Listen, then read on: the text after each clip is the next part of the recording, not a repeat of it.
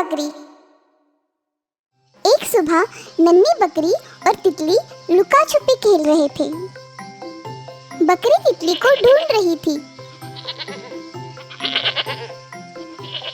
पास ही एक भूखा भेड़िया अपना शिकार खा रहा था। तभी उसकी नजर उस बकरी पे पड़ती है।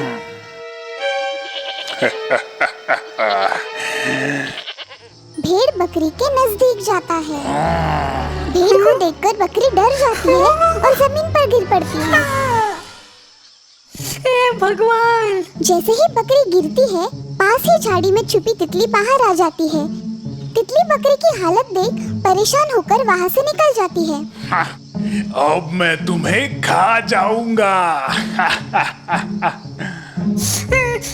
रुको, अब क्या?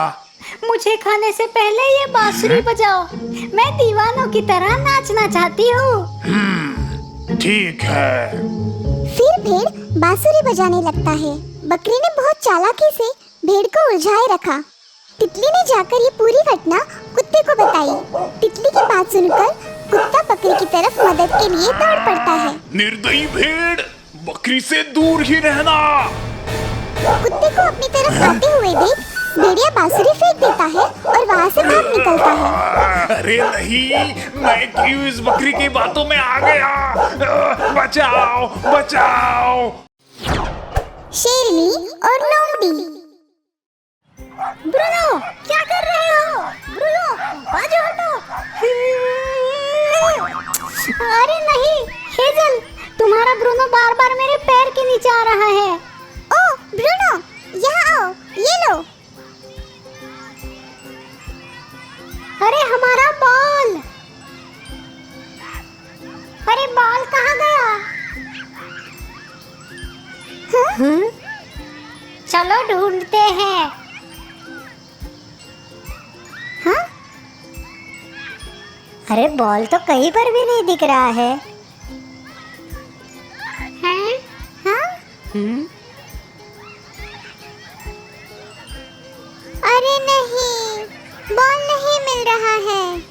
ब्रूनो, जाओ जाके वो बॉल ढूंढ के लाओ।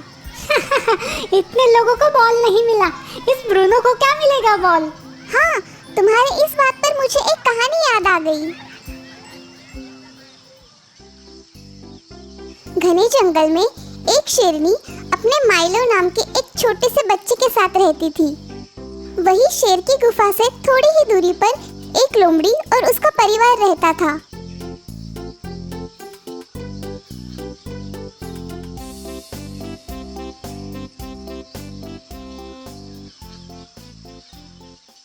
तुम्हारा बच्चा तो बड़ा प्यारा है। शुक्रिया। लेकिन यह तो अकेला है, उसके साथ खेलने के लिए कोई भी नहीं। मेरे तो 7 बच्चे हैं, साथ में खेलते हैं। बेचारा, कितना कम नसीब है। तुम कहना क्या चाहती हो? और नसीब का फैसला शुरू में नहीं अंत में होता है। मैं तो बस कहना चाहती थी कि उसके साथ खेलने के लिए कोई नहीं है। उसकी फिक्र तुम मत करो, उसे किसी की जरूरत नहीं है। लोमड़ी को गुस्सा आता है और वो वहाँ से चली जाती है। उसे किसी की जरूरत नहीं है। कुछ महीनों बाद शेरनी और लोमड़ी के बच्चे बड़े हो जाते हैं। अब तुम बड़े हो चुके हो, अब तुम्हें शिकार करना होगा।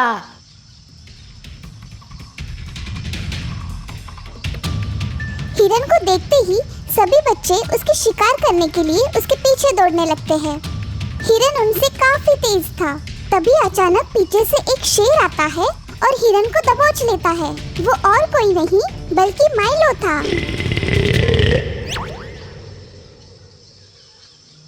कुछ याद आया लोमड़ी? क्या कहती थी तुम? तुम्हारे 7 बच्चे हैं और माइलो अकेला है। मुझे माफ कर दो। मेरा बच्चा अकेला है, पर वो सारे जंगल पर राज करेगा। ये हमारा बॉल मिल गया। अरे हेजल, तुम्हारे ब्रूनो ने तो कमाल कर दिया। तो दोस्तों, इस कहानी से हमें ये सीख मिलती है कि गिनती से बेहतर हुनर है।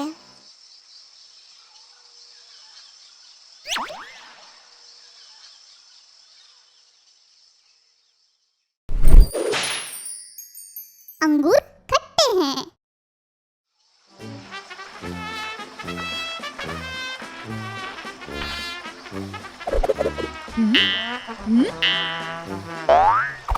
हाँ?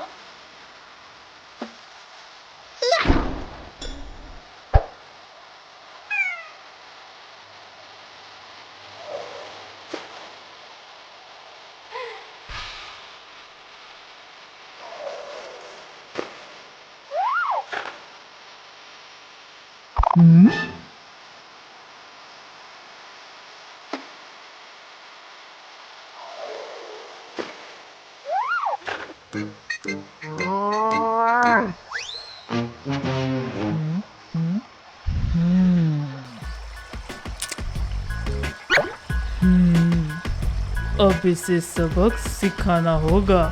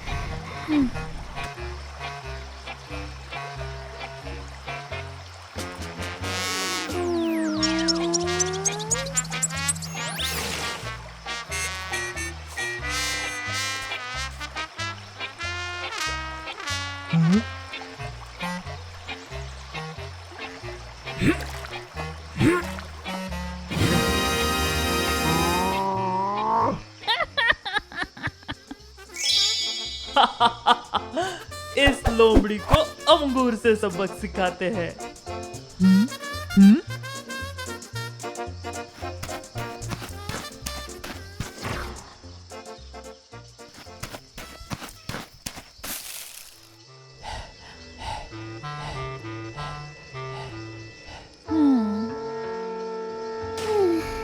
भूख के मारे तो मेरे पेट में चूहे दौड़ रहे हैं। काश मुझे लजीज खाना मिल जाए। लेकिन मैं बहुत थक चुका हूँ।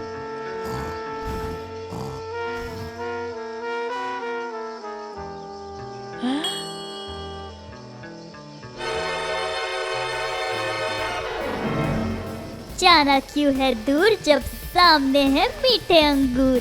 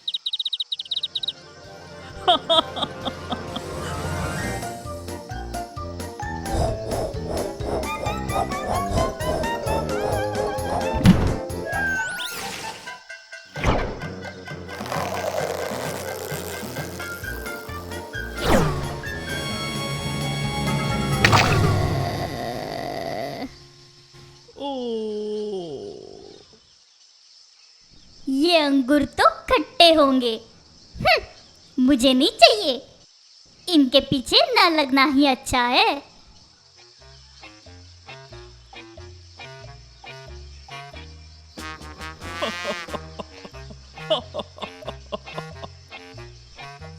जिसे हम पा नहीं सकते उसे हम बुरा नाम रखते हैं।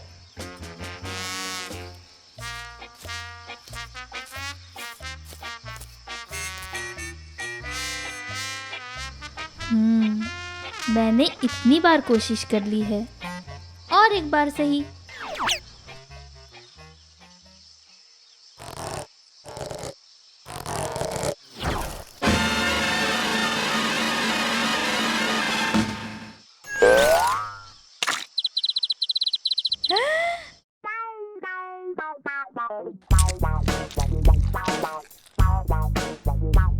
तो दोस्तों, इस कहानी से हमें ये शिक्षा मिलती है कि मेहनत का फल मीठा होता है।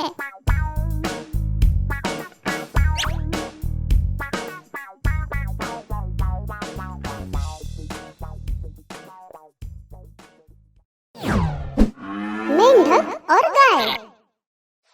तालाब में एक बड़ा मेंढक अपने से छोटे मेंढकों को डराकर उनसे अपनी जय जयकार करवा लेता था। सबसे बड़ा कौन, बोलो सबसे बड़ा कौन? आप हुजूर, आप हुजूर। सबसे बड़ा कौन, बोलो सबसे बड़ा कौन? आप हुजूर, आप हुजूर। सबसे बड़ा कौन, बोलो सबसे बड़ा कौन? तभी अचानक और एक छोटा सा मेंढक कहीं से दौड़ कर आता है और अलग नारा लगाना चालू करता है। ओ हुजूर, ओ हुजूर। ये तुम क्या बोल रहे हो? हाँ? माफी हुजूर, पर वो पहाड़ पर जो खड़ा है वो आपसे बड़ा है। क्यों? मेरे से बड़ा कोई नहीं हो सकता है। हाँ हुजूर, आपसे भी बड़ा है। बड़ा मेंढक अपने आप से कहता है, सच में अगर मेरे से बड़ा कोई जीव होगा तो ये लोग मेरा जय जयकार करना बंद कर देंगे। ये तो टेंशन वाली बात है। चलो हम भी देखना चाहते हैं कौन है हमसे बड़ा। सबसे बड़ा कौन, बोलो सबसे बड़ा कौन? आप हुजूर, आप हुजूर। सबसे बड़ा कौन, बोलो सबसे बड़ा कौन? आप हुजूर, आप हुजूर। अरे ये तो सच में मुझसे बड़ा है। हुजूर, आप उसके सामने कितने छोटे लग रहे हो। बड़ा मेंढक गुस्से से लाल हो जाता है। हाँ, अरे इसमें कौन सी बड़ी बात है? मैं तो इससे भी बड़ा हो सकता हूँ। क्यों हुआ कि नहीं मैं उस गौ जितना बड़ा? हाँ? नहीं, नहीं।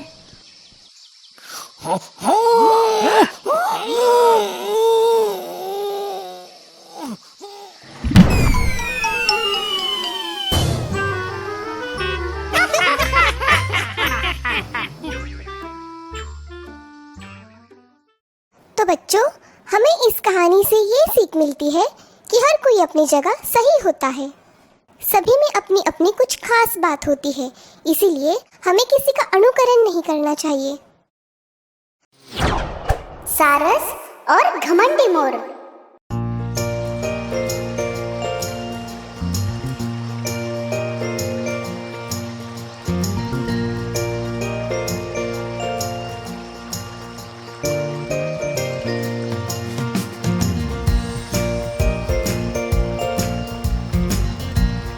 जंगल में एक सुंदर सा मोर रहता था।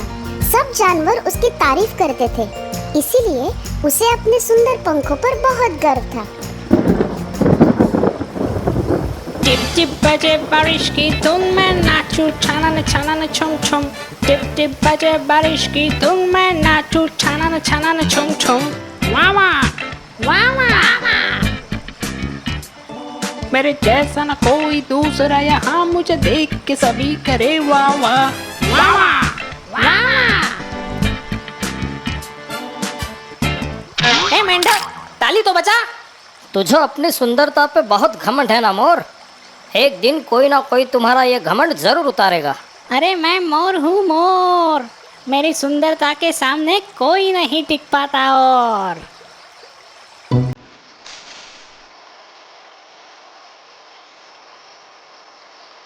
एक दिन वो झील के किनारे से जा रहा था, तभी उसने एक पक्षी देखा जो उसने पहले कभी नहीं देखा था। हाँ,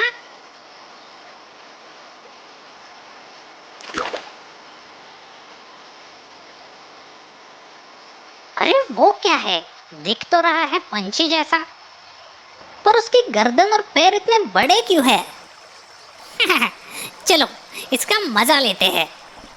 मोर उस पक्षी की ओर गया। हेलो, वैसे तुम हो क्या? मैं एक सारस हूँ। सारस? कितना अजीब नाम है। और तुम्हारे पैर और गर्दन कितनी वाहियात है।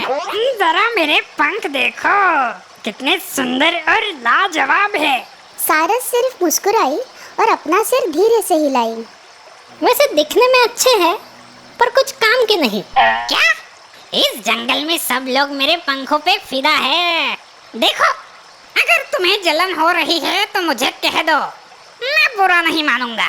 अच्छा, बुरा तो तुम्हें अब लगेगा मेरे दोस्त। ये देखो। सारस बहुत शान से आसमान में उड़ रही थी। ऐसा लग रहा था जैसे कि वो हवा से बातें कर रही हो। हाँ? अरे इसके पंख तो कमाल के हैं। मेरे पंखों से तो मैं उड़ भी नहीं सकता। सारस कुछ देर बाद नीचे आई। क्यों दोस्त, कैसा लगा? मेरे पंखों से कहीं तुम्हें जलन तो नहीं हुई ना? मेरे इन पंखों से मैं आसमां की ऊंचाई पर उड़ सकता हूँ, लेकिन तुम ये नहीं कर सकते। अब समझ में आया, तुम्हारे पंख सिर्फ दिखने में सुंदर है, मगर कुछ काम के नहीं। तुम्हारे पंख तो काफी अनोखे हैं, काफी बढ़िया है। मुझे माफ कर दो मेरे दोस्त, मैं बहुत शर्मिंदा हूँ।